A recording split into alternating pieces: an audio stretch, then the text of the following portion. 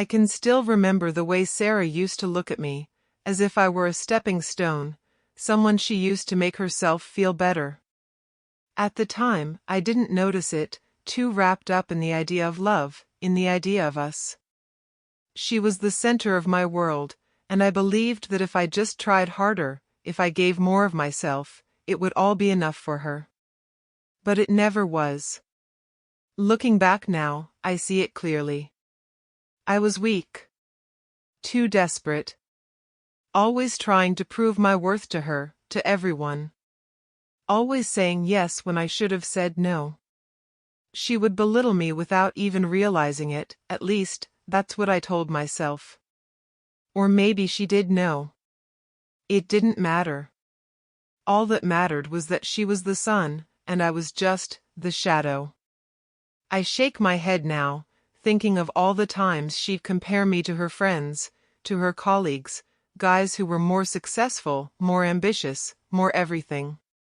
She didn't say it directly, but it was always there in the way she talked about them. "You're not like them, you know," she'd say casually, like it was nothing. "They have their lives together. Well, you don't."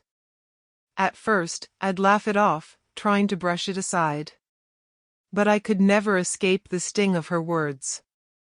No matter how hard I worked, no matter how many late nights I spent trying to make something of myself, it was never enough.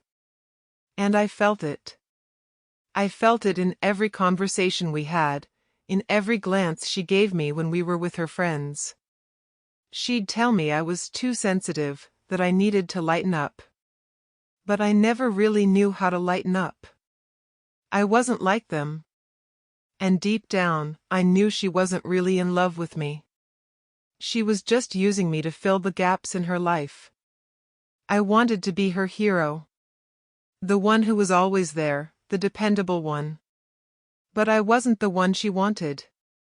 I couldn't give her the life she dreamed of, and that's why, in the end, she left me. I still remember the night she told me. Her voice was flat, unemotional, like it was just another fact she had to lay out for me. "You're just not what I need, okay," she said. "I think we're done." And that was it. No fight. No tears. Just a simple, clean break. As if we were nothing more than two strangers who had shared a moment in time. I could feel my heart breaking as I stood there, speechless, but all I could do was nod. She left that night, and I stayed there, staring at the empty apartment we once shared, wondering where I had gone wrong. I didn't understand it then. How could she leave? How could she just walk away from everything we had? But the more I thought about it, the more I realized everything we had wasn't even real. It was all a facade, built on the idea of her perfection and my willingness to play the role of the loyal, reliable guy. She was never going to love me the way I loved her. I was never going to be enough for her. I spent weeks after that, wallowing in self-pity. I kept looking at our pictures together, at the places we went, the memories we created. But it wasn't real. And deep down, I knew that. I was just her fallback. The guy who was always there, but never the one she truly wanted. I spent so much time trying to figure out where I went wrong, I never realized the most important thing. I had let her define me. That's when I started to change. It wasn't a sudden epiphany, more like a slow burn. But the more I thought about it, the more I realized I had to change. I couldn't keep living in the shadow of my past mistakes. I had to rebuild myself, from the ground up. I wasn't going to be that guy anymore, the one who waited around for someone else's approval. I was tired of always being the safe option, the one who was good enough when no one else was. No, I had to reclaim my self-worth, my identity. And that's where Maya came in. Maya was a friend. A good one. She never told me what to do, but she always knew how to make me see things differently. I remember one evening, A few weeks after Sarah left, I was at a bar with Maya. I had spent most of the night drowning in my own misery when she finally spoke up. "You know, you're not a loser," she said, staring me down, her voice firm but not unkind. "You just let yourself get lost in her. You have to find yourself again." I wanted to argue, to tell her she didn't understand, but she was right. She always was. And hearing those words from her, I realized she wasn't just talking about Sarah. She was talking about me, about the way I had let myself become nothing but a reflection of someone else's needs. "I've been thinking," Maya continued, "you've always been so good to everyone around you, but you've never been good to yourself. Maybe it's time to start living for you, for once." It was like a switch flipped inside me. I couldn't keep hiding behind the idea that I was good enough for someone else. I had to be good enough for me first. That's when I decided, no more playing the nice guy. No more letting someone else's dreams and desires define my life. I was going to make myself into the man I was meant to be, not for Sarah, not for anyone else, but for me. Maya didn't push me. She didn't try to fix me. She just let me talk, let me process my feelings. She encouraged me to be stronger, to stop letting my failures define me. It wasn't going to be easy.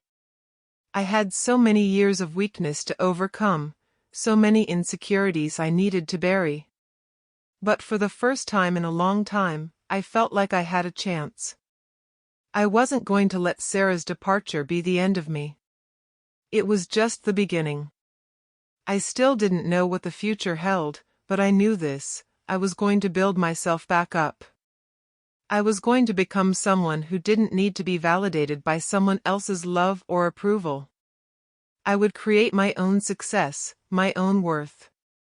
And if Sarah ever came back, I would make her regret leaving me. The evening Sarah broke up with me, the words came out of her mouth like a slow, painful drip, each one hitting me harder than the last. I sat there, frozen, trying to make sense of it. She looked at me with that same expression she always wore when she was done, detached, calm, but with a trace of indifference that I couldn't ignore. "You're just not what I need anymore," she said, her voice flat, almost rehearsed. "You're comfortable, sure. But that's all you are. Comfortable. You're never going to be anything more than that." I opened my mouth, but the words wouldn't come. I wanted to argue, to defend myself, but the truth was too heavy to deny. The look on her face, like she'd already made up her mind, stopped me in my tracks. She wasn't interested in my excuses.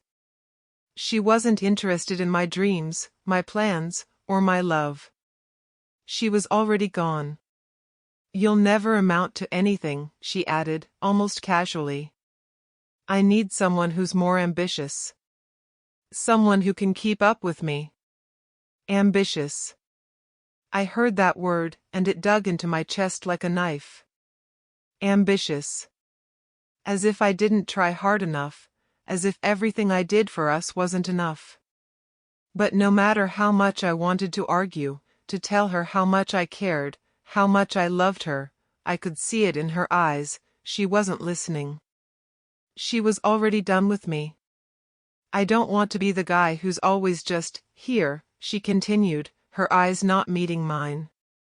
"I want someone who pushes me, someone who can offer more. I can't be with someone who's satisfied with where they are." The silence that followed was deafening. I tried to find something, anything, to say, but my throat felt like it was closing in on me. She was right, wasn't she? Deep down, I knew she was. I had been so focused on keeping her happy, on being the safe, dependable guy, that I had forgotten to ask myself if I was ever truly happy. I wanted to scream, to ask why, to beg her to stay, but the reality hit me like a slap in the face. She had made her choice. And there was nothing I could do to change that. I watched her grab her things, moving quickly, efficiently, like she couldn't wait to leave. Her hurried actions only added to the sting. I stayed there, paralyzed, feeling like a fool, feeling worthless. She was walking out of my life, and I had no power to stop her.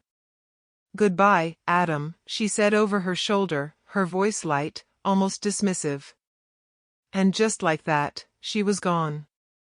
The door slammed shut behind her, and I was left sitting in the silence.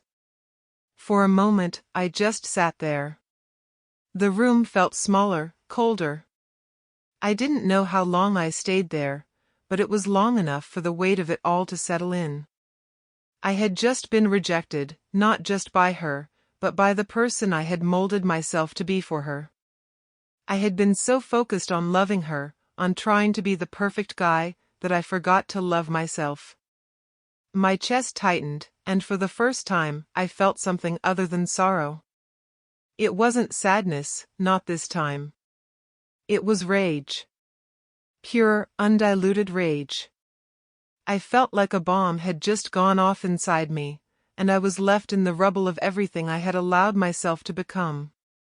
"You'll never amount to anything," her words echoed in my mind, louder now. "I need someone more successful." I stood up, my hands shaking at my sides. No. No more. I wasn't going to be the guy who sat here and let life pass him by anymore. I wasn't going to be the guy who was always just good enough. I was tired of being her safety net. I was tired of being someone's second choice. I was tired of being nothing. I grabbed my jacket off the back of the chair and stormed out of the apartment. The cool night air hit my face, sharp and cleansing. I walked down the street, my feet carrying me without thought. I wasn't even sure where I was going. All I knew was that I couldn't stay in that apartment any longer. I needed something different, something that wasn't tied to Sarah, to the past, to all the mistakes I'd made. I stopped at a small park by the side of the street, staring out at the dark trees, the dim streetlights casting long shadows on the ground. The city was still alive around me, but I felt like I was living in a different world. I had spent so many years trying to be the perfect boyfriend, the perfect man for her. But what had I done for myself? What had I ever done that was just for me? I'd let myself fade into the background while she pursued her dreams, while she chased her ideal life. And I had let it happen without questioning it. I had let her walk all over me because I thought that was what love meant. But no more. I wasn't going to be the man who sat in the corner, waiting for approval. I wasn't going to be the guy who was just comfortable. I was going to show Sarah. I was going to show everyone that I was worth more than what they thought of me. I didn't know exactly how I would do it, but I knew this: I was going to make something of myself. For me. This was the moment I decided that my life would no longer be defined by the people who walked away from me. I wasn't going to be the loser anymore. I was going to be someone who was proud of who he had become, someone who didn't need anyone else's approval to feel worthy. I took a deep breath and looked up at the night sky. There was a fire burning inside me now. And this time, it wasn't going to burn out.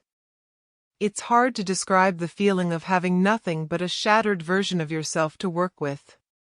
For the first time in years, I didn't know who I was without Sarah by my side. But that night, after she left, something inside me snapped. It wasn't just sadness. It was anger. A fire that had been smoldering in the back of my mind finally broke free. The first thing I did was hit the gym. I needed something physical, something to ground me. I started waking up early, pushing myself harder with every workout. The sweat pouring down my face felt like it was washing away all the self-doubt, the fear, the years of feeling like I wasn't good enough. I threw myself into it, lifting weights, running miles, anything that would help me feel stronger. And for the first time, I felt a little less weak. It wasn't just about the body, though. It was about building something new inside of me. It wasn't easy. My muscles ached, my body screamed at me to stop, but I pushed through. Every drop of sweat felt like a small victory, a reminder that I was capable of more than I had ever allowed myself to be. The next step? I needed to learn. Sarah was always the smarter one, the one who knew the right people, the one who had the connections. She was always talking about success and how I wasn't ambitious enough. Well, that changed too. I enrolled in a few online courses, bought books on personal development, business, and success. Every evening after the gym, I'd sit down at my kitchen table with a notebook and just absorb the information, taking notes as if my life depended on it. I didn't have a business plan yet, but I was learning how to build one. Slowly, it started to come together. I found a side project I could get into, something that would challenge me, something I could call my own. It wasn't much at first, just a few freelance jobs, designing logos for small businesses.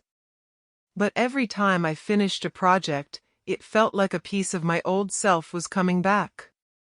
At first, I didn't tell anyone about it. I didn't want to jinx it. But over time, as the projects piled up and my skills improved, I started feeling more confident. The person I was becoming didn't need validation. I didn't need to prove myself to Sarah. I didn't need to prove myself to anyone. I just needed to prove it to myself. Then, I met Ethan.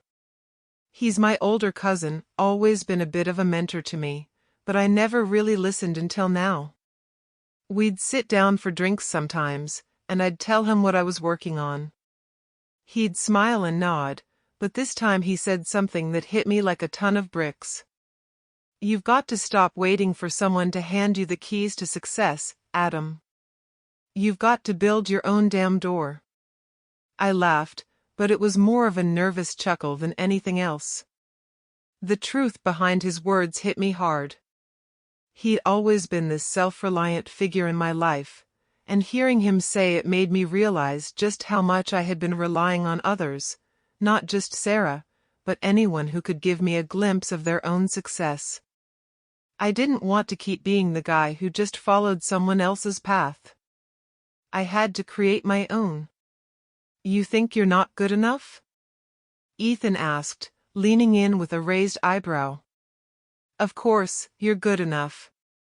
The problem is, you've never believed it. Start believing, and you'll see everything change. And it did change. Little by little, I became someone else.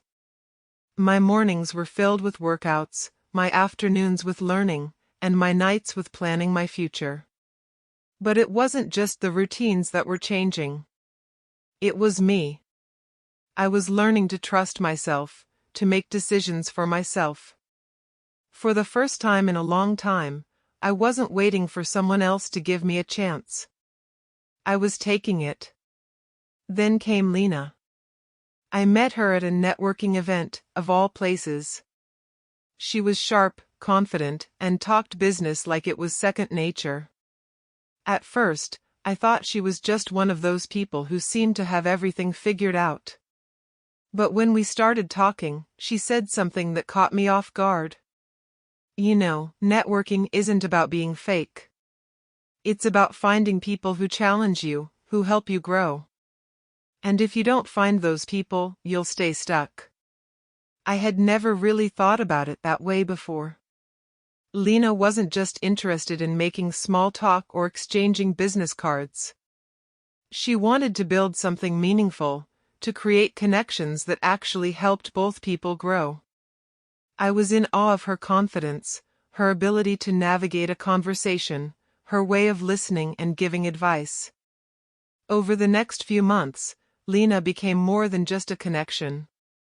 She became someone I could turn to for advice when I was stuck, when I didn't know how to move forward. She taught me the importance of having a good team, even if it was just a small group of like-minded people. She helped me think bigger, showed me how to approach clients, and made me realize that networking wasn't just about finding opportunities, it was about creating them. I'll never forget the first time I landed a big contract. It wasn't anything crazy, just a small branding project for a local business. But when they signed the deal, when I saw my work go live, I couldn't believe it. It was the first time I had done something all on my own, something I could look at and say, I did this. I sent a quick message to Ethan. Made my first big deal. He replied instantly, told you had it in you. That was all I needed to hear. I wasn't the same guy I was when Sarah left me. I wasn't the same guy I had been before I started working on myself. I had changed. I had become someone stronger, someone with purpose. I knew that my journey had just begun, but for the first time in a long time, I wasn't scared of what came next. It's funny how life works sometimes. One minute, you're stuck in a cycle of self-doubt, the next, you're looking at the person who used to define your every move, and you realize, I don't need you anymore. That's exactly how I felt when I saw her name pop up on my phone months after the breakup. Sarah. I didn't immediately answer it. I stared at her name for a good 30 seconds, trying to decide if I even wanted to give her the time of day. She had left me, after all. She had tossed me aside like I was nothing, like I was never going to amount to anything. And now, she was texting me? After everything? I tapped on the message, and I read it. Hey Adam, I've been thinking a lot about everything. I'm really sorry for how things ended. I know I hurt you, and I deeply regret how I handled it. If you're open to it, I'd like to offer you a position at my company. I think it could be a good opportunity for you. Let me know what you think. The words hit me like a punch to the gut, but not in the way I thought they would. I felt nothing. No anger, no hurt, just this weird sense of indifference. I couldn't even get mad. Honestly, all I felt was a mix of disbelief and mild amusement. Was she really trying to play the hero now? The woman who had torn me apart, who had left me when I needed her the most, was now offering me a job at her company? Like that was supposed to fix everything? I laughed quietly to myself.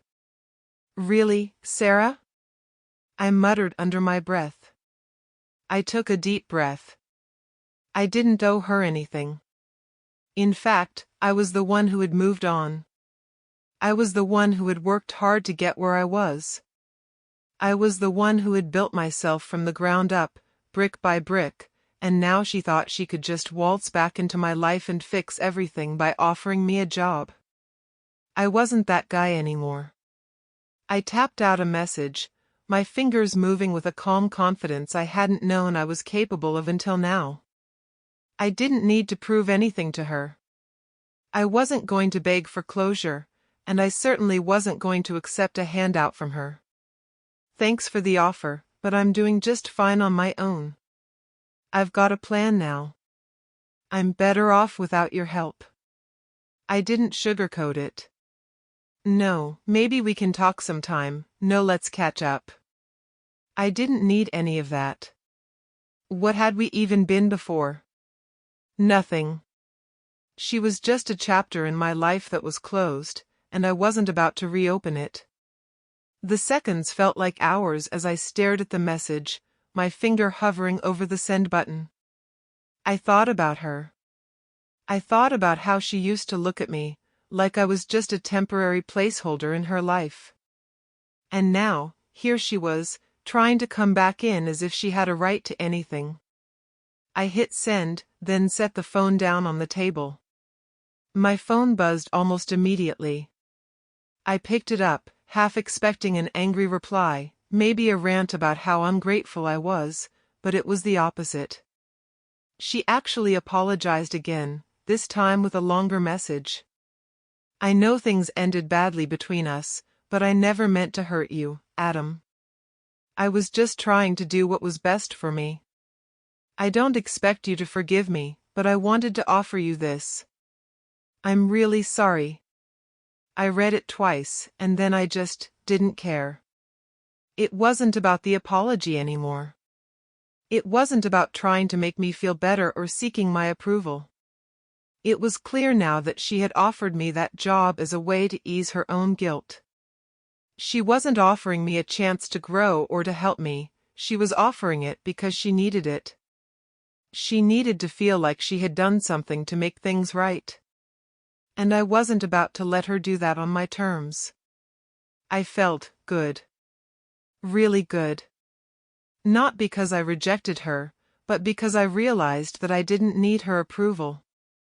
I didn't need anything from her anymore. That was the most powerful realization of all. It wasn't anger. It wasn't about revenge. It was just this sense of quiet, powerful detachment. I had become someone who could look at Sarah, and everyone else, and not feel the need to prove anything. I thought back to how desperate I used to be, how I used to cling to her words, her validation. I'd have done anything to make her happy. But that was the old me. Now, I was the one who controlled my future, my choices, my worth. I had learned the hard way that I could only rely on myself. And that was something Sarah would never understand. I leaned back in my chair, a slow smile forming on my lips. This was the moment. This was the moment when I knew, without a doubt, that I had moved on. I wasn't the broken man she had left behind.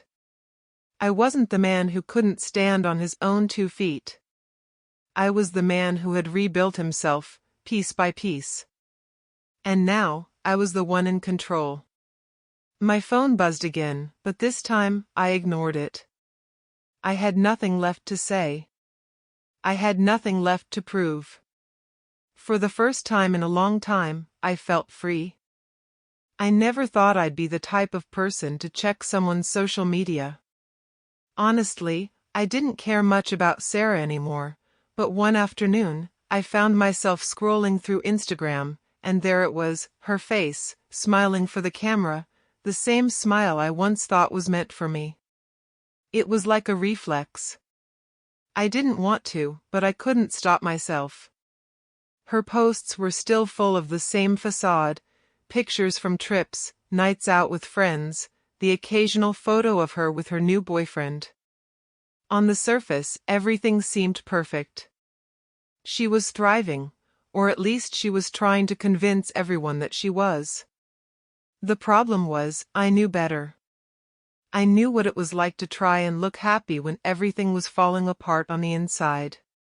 And Sarah, for all her confidence, was doing just that. It started with the little things. Her posts, once so full of joy and excitement, started to have an undertone of tension. In one picture, she smiled brightly, but the caption read, "Trying to keep everything together, even when it feels like it's falling apart." I remember staring at that post for a long time, wondering if she even realized how transparent it had become. I'd seen this before.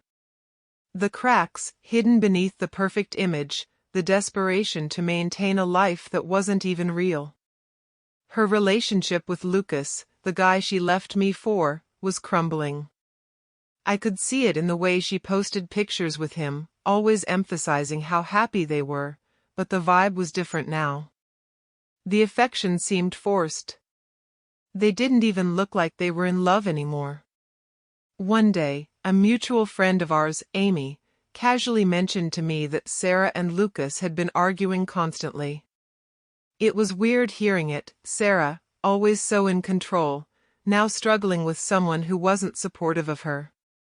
It didn't feel good, but it didn't feel bad either. It just felt earned.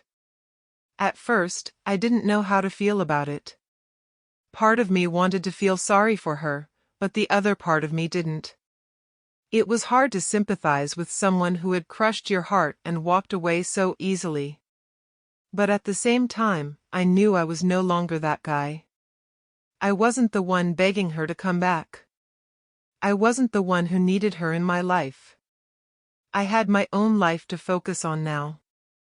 The business I had started from scratch was starting to gain momentum. I was getting more clients than I ever imagined. And it wasn't just about the money, it was about proving to myself that I could do this, that I could succeed on my own. Every deal I closed, every new project I finished, felt like a victory. It wasn't just professional growth, it was personal growth too. I felt like I was becoming the person I always wanted to be, the person I never thought I could be. The more I focused on building my future, the more I realized how much Sarah had held me back. She had been my entire world for so long, and now I was seeing clearly. I wasn't just surviving anymore. I was thriving. Then came the phone call. I had just finished a meeting with a potential client when my phone buzzed on the desk. It was a text message from Sarah. My heart didn't race this time. There was no sinking feeling in my stomach. There was only an almost curious indifference. Hey, Adam. I know things didn't end well between us, but I wanted to reach out. Things aren't great on my end, and I could really use someone to talk to. I'm sorry for everything. I stared at the message for a few moments, almost feeling bad for her. But it passed. Because, if I'm being honest, I didn't care anymore. I didn't need to be the person she called when her life wasn't going the way she planned. I wanted to reply, to tell her that everything happens for a reason, to remind her that I wasn't her safety net anymore. But I didn't. I didn't need to say anything. I had already moved on. Instead, I simply put the phone down and walked away. The more I thought about it, the more I realized that her reaching out wasn't about me, it was about her. She wanted to feel better about the choices she had made, to ease her guilt. She wasn't looking for closure or forgiveness. She just wanted someone to fill the empty space in her life again. I didn't feel angry anymore. If anything, I felt sorry for her. But I wasn't going to be the one who fixed it for her. I had worked too hard on my own life to let her back in just to be part of her emotional patchwork. In the days that followed, I kept seeing more signs of Sarah's perfect picture falling apart. She posted a picture with Lucas, smiling but distant, as if she was trying to convince herself as much as her followers. She'd captioned it, "Love is hard, but worth it." I saw through it. I knew that wasn't the whole story. I couldn't help but feel that the universe had a way of showing people the truth. And for the first time, I felt like I was finally seeing Sarah for who she really was, not the version I had romanticized in my mind. She wasn't perfect. She was struggling. And in a way, I was relieved. I wasn't bitter about it. Not anymore. I had changed. And I had something that Sarah didn't, peace. I had found my own way. And the more she stumbled, the more I knew I had made the right choice in letting her go. One afternoon, after a long meeting, I took a walk through the park, a break from the world. As I passed a bench, I saw an old couple holding hands, laughing together. It hit me then how far I had come. I had once thought I needed someone to be complete, but now I realized, I had everything I needed in myself. I didn't care if Sarah was struggling. I didn't need to fix her. My life was better, my future was better. I was better. I wasn't expecting it, but I should have known better. Sarah reached out to me again, months after I had fully moved on. This time, her message was different. There was no fake apology, no attempt to explain herself or justify her actions.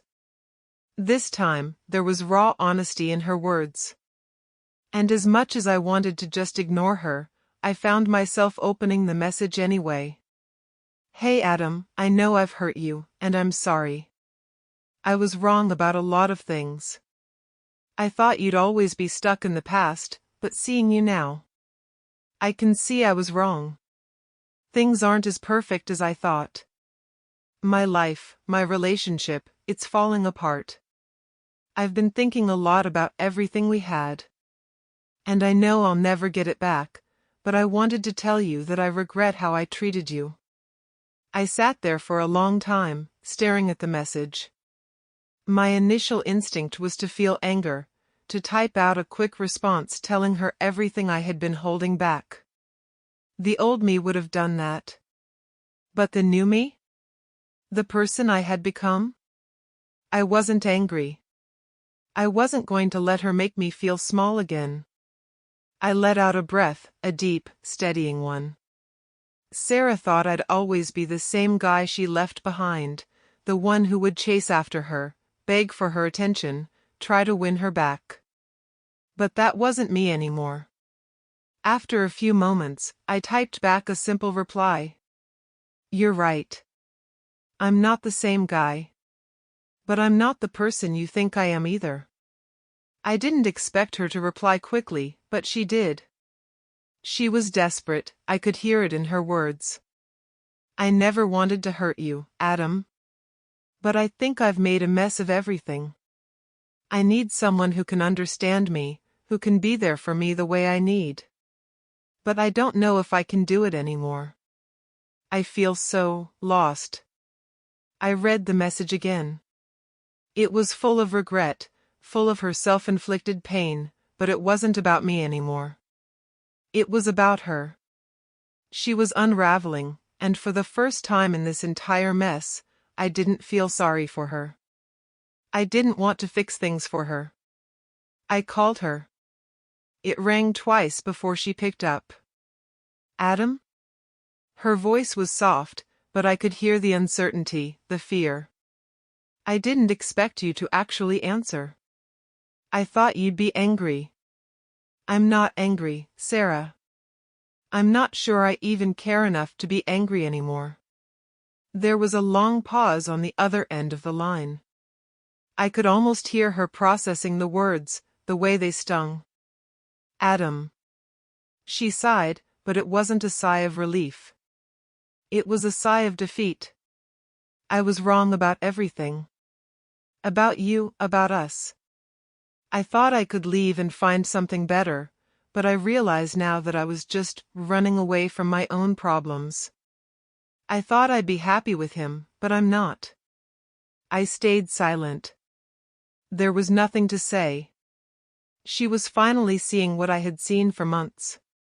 But I wasn't going to let her off the hook that easily. She had made her choice, and I wasn't going to let her guilt trip me into taking her back. You wanted someone more successful, someone more ambitious.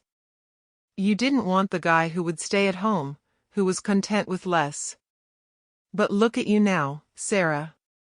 You've got everything you thought you wanted, and it's still falling apart. My voice was calm, steady. It wasn't anger that drove me anymore, it was truth.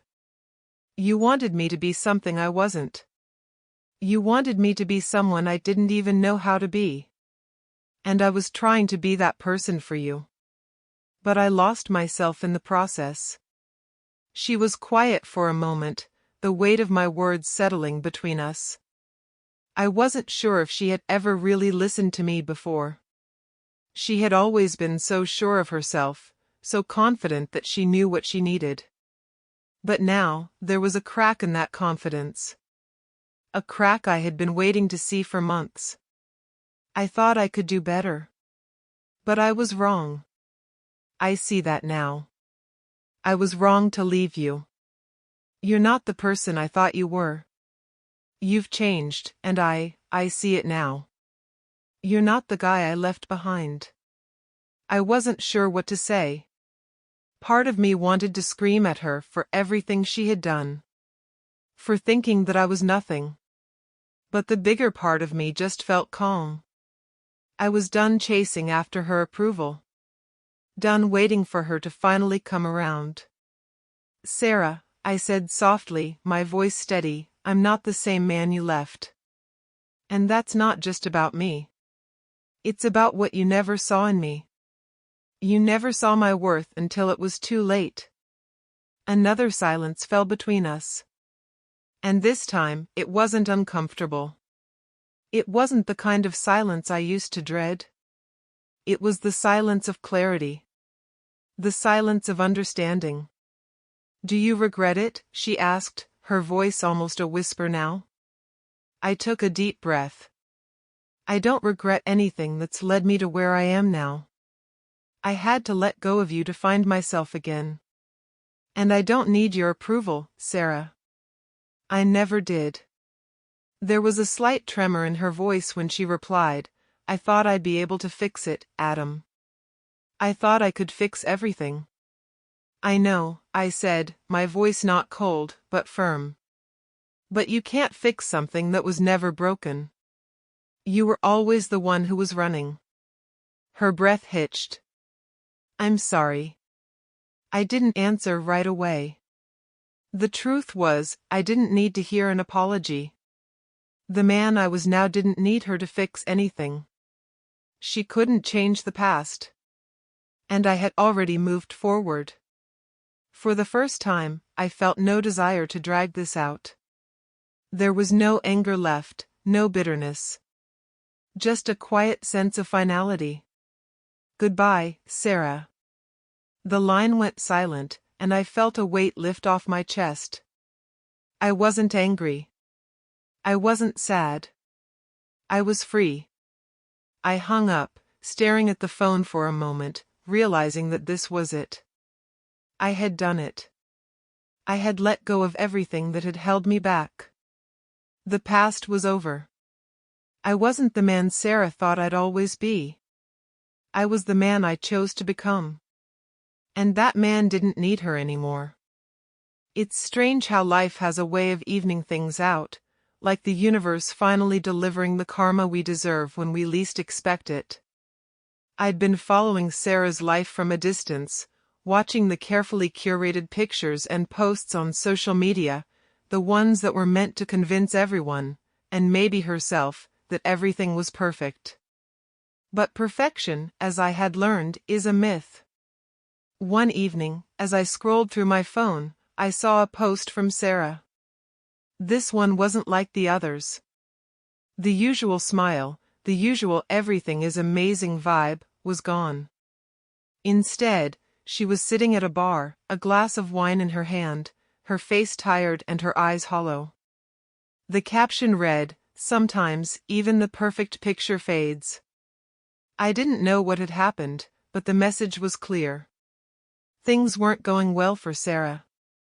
And as much as I tried not to feel any satisfaction from it, I couldn't help but feel the weight of it all. The woman who had left me, who had always acted like she was above it all, was now unraveling before my eyes. Sarah had always prided herself on her image. She had been the one who worked late nights, always striving for the next promotion, always attending networking events to be seen. She'd told me more than once that she needed someone who could keep up with her ambition, someone who could challenge her. But it had all been about appearances.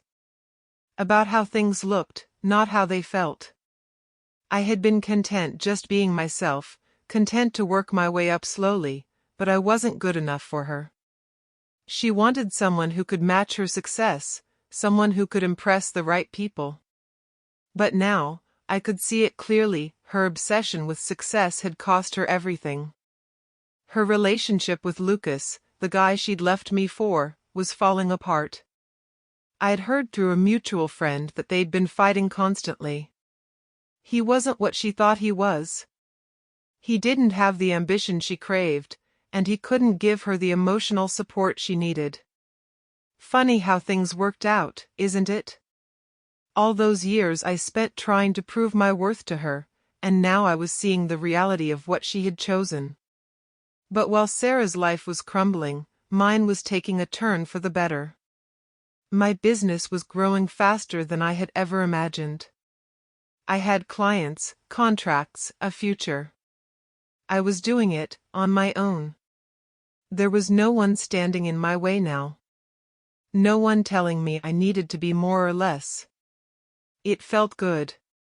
It felt like everything was finally falling into place. One afternoon, I met Julian. He was a friend of a friend, someone who had been in the industry for years and had made a name for himself by staying grounded. We hit it off immediately. There was something different about him, something I had been missing for so long. He was calm, secure in himself, and completely uninterested in trying to impress anyone. We talked about business, success, and what it really meant to build something lasting. You know, Julian said one day over coffee, success isn't about impressing people. It's about being true to yourself. Once you start focusing on that, everything else falls into place. His words stuck with me. He had found his own path without the need to prove anything to anyone. He treated me like an equal, respected my choices, and didn't try to change me. It was refreshing. Julian was everything I had needed in a mentor but hadn't realized. He taught me how to focus on what I wanted, not what the world expected of me. As my business continued to grow, Sarah's life seemed to fall apart more with every passing day.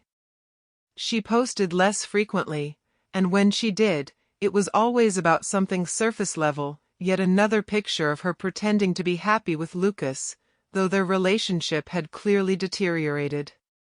She kept saying the same thing in her posts, just need to keep going, no matter what. It was obvious now. She wasn't doing it for herself. She was doing it to maintain an image. And in the end, that was what destroyed her. And then, it happened. Sarah reached out to me again. I hadn't heard from her in weeks, but this time, the message was different. I could feel the desperation in her words even before I opened it. Adam, I don't know where to turn. Everything is falling apart. I was wrong about everything. I thought I could find what I needed with someone else, but I realize now that I was wrong. Can we talk? I need your help. I read the message once, twice, then put the phone down. I wasn't angry. I wasn't sad. But I was detached.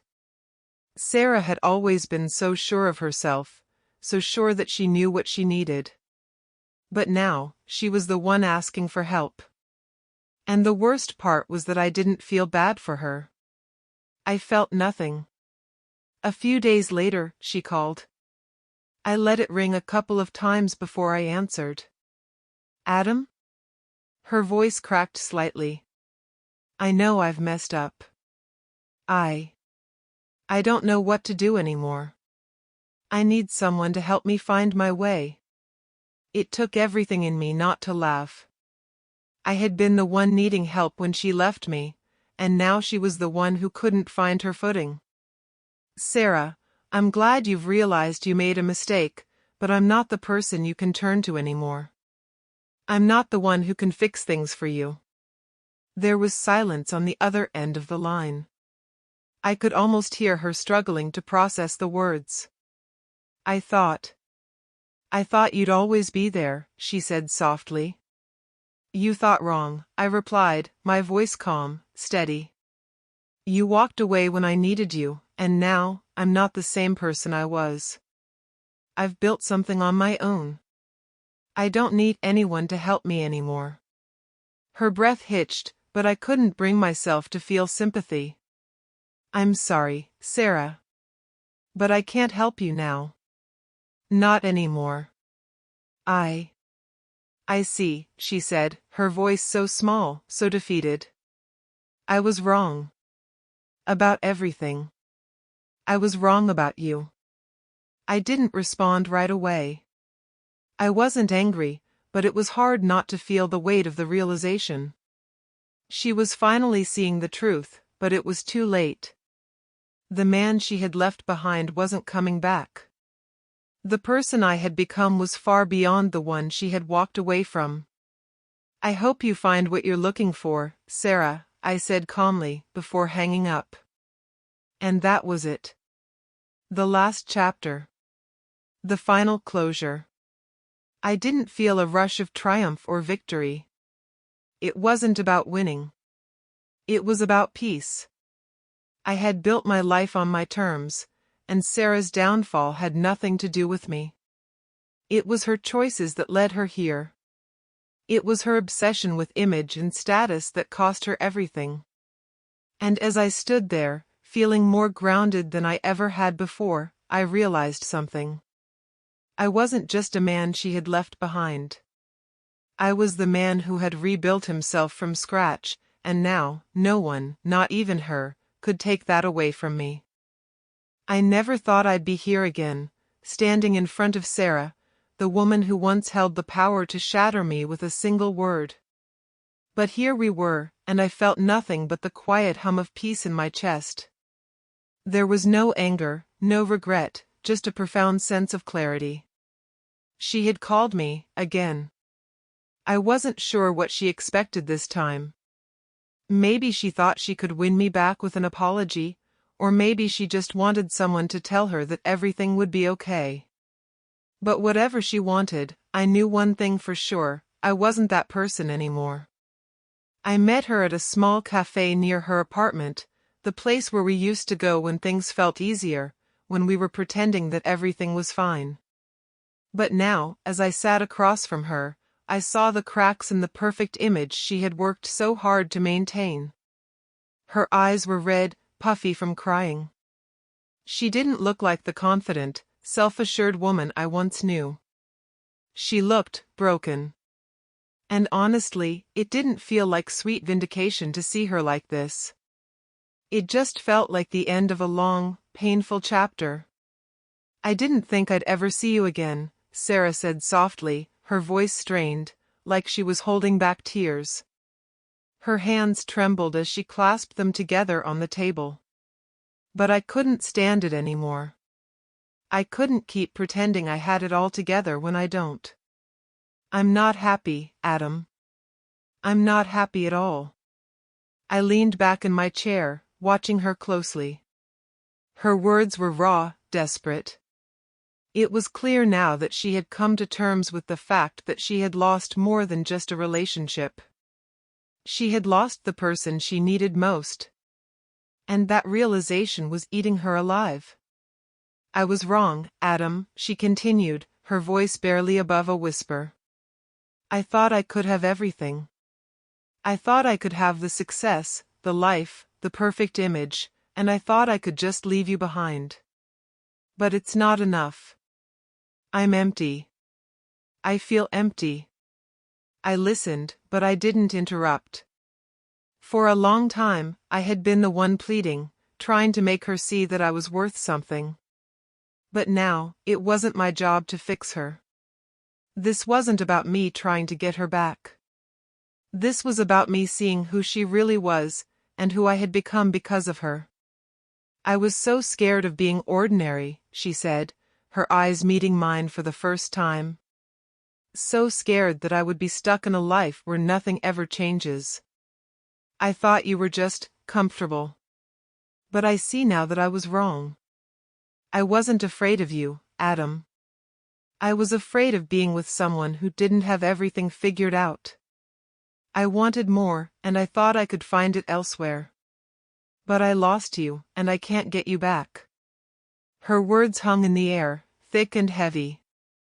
I could see the regret in her eyes, the fear of facing the reality that she had thrown away something real for the sake of something that wasn't. And as much as a part of me wanted to feel angry, a part of me wanted to pity her, to feel sorry for her. But I couldn't. I had been where she was, that much I knew. I had been the one who didn't know how to hold on to what truly mattered, the one who was too afraid to be vulnerable, to love without fear. But I wasn't that man anymore. I wasn't the one who had let her walk all over me, let her tell me who I was supposed to be. I wasn't going to apologize for finding myself after she left. I wasn't going to apologize for moving on. "Sarah," I said calmly, my voice steady but firm. "You didn't just leave me. You abandoned me when I needed you the most. I was there for you, through everything. But when it was my turn to need you, you walked away. You didn't care about us. You cared about the image you thought you could create. And you chose that over me. Her face flushed, a deep red creeping up her neck. She opened her mouth, as if to respond, but she didn't. She didn't need to. The silence spoke for both of us. She had heard it before, but now, she was finally listening. I'm sorry, she whispered, her voice shaking.